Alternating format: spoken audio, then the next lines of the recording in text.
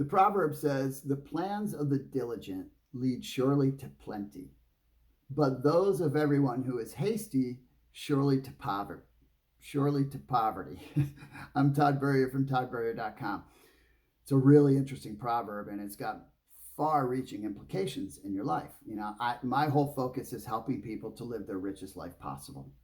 So diligence, if you think about diligence, the diligence is defined as showing care and consciousness or conscientiousness in one's work.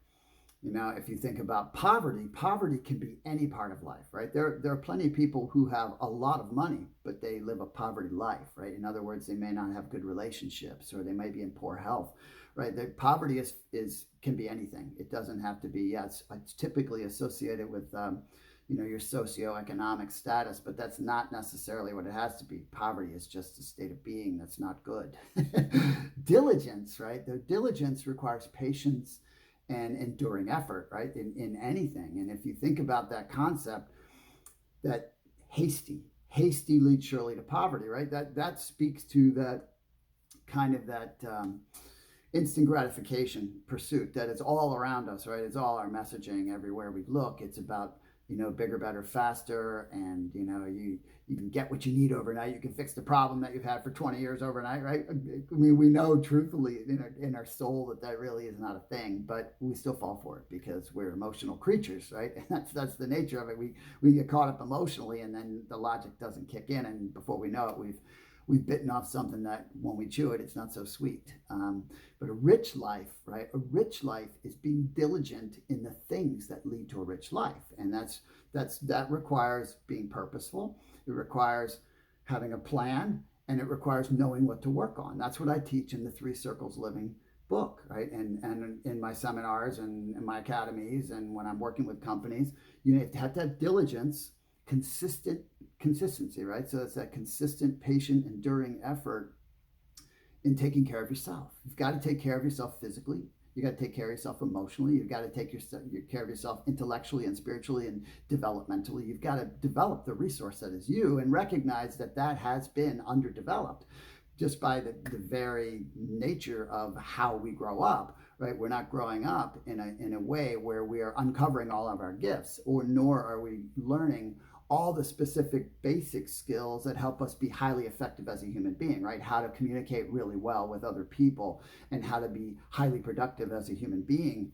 We're just plugged into things and jobs. So when we work on ourselves, well, first we got to take care of ourselves physically, but then we take care of those other things, that self-development thing, man, we start showing up in an entirely different way in the relationships that matter, because we got to go there next, because that forms our base, right? Our rock solid base in which we go out into the world. And so when you take care of your relationships, and that starts with the ones that matter most, and then it goes into your friendships, and then it goes into your community relationships, and then it goes into your business relationships. Well, when you show up in those relationships the right way, because you have developed and are developing yourself, and you feel physically good, man, you show up in the workplace in an entirely different way than most people. And when you do that, that's noticeable. So you begin to have advances in your career. You begin to see what other possibilities there are for you. You begin to have the confidence to go after what's in your heart.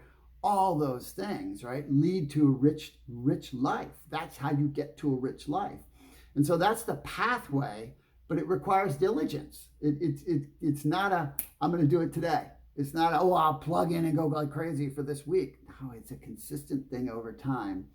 And it'd be the greatest thing you ever did because of where it will go. And the contribution you'll be able to make to the people you care about and to the things that you care about in life will be awesome, right? Won't happen overnight, but it's worth it. And you're worth it, right? Because you're not here by mistake. You're here for a reason. And so that will help you uncover that. So if you haven't gotten the book, 3 Circles Living, I can't encourage you enough to get it. If you have questions for me, my email is below. Feel free to shoot me one, and I'll get back to you as soon as I can. All right. Have a great day.